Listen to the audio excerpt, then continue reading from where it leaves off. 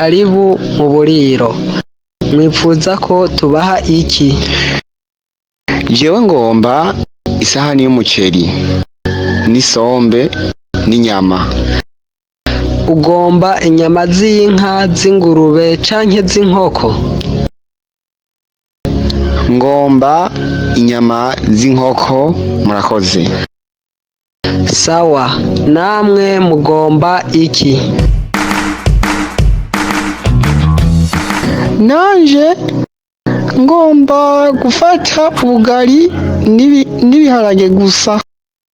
None mwipfuza kunywa iki? Jewe ndifuza ikiyeri.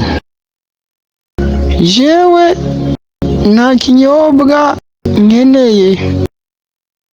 Sawa, murindire gatoyi tubazanire vyose.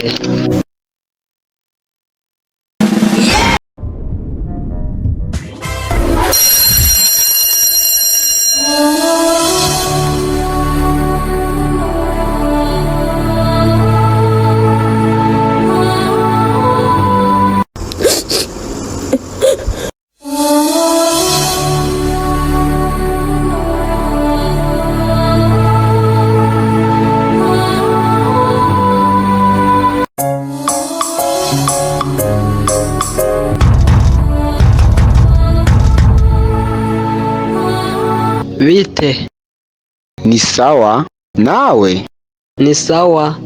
Mbega wararonse amanota y'ikibazo c'ibiharuro? Oyaye. Ariko Placide yambwiye ko umwarimu yatanze amanota uno munsi isaha 1 mu gitondo. Oyaye, je mvuyeyo ntayo nabonye. Nivyo? Ariko ngira ngo Placide yakubeshe. Uyu muntu akunda kuvanga ibintu. Yo, yambeshe basi. Twebwe turazi ko ari umubeshi.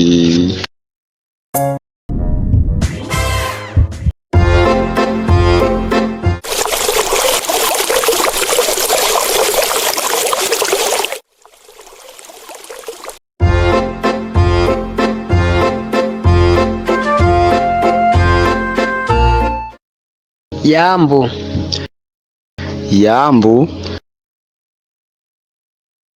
Witwa nde? Nitwa Apollinaire. Apollinaire nde? Apollinaire iramfasha. Uba hehe? Mba i Bujumbura. Uvuye hehe?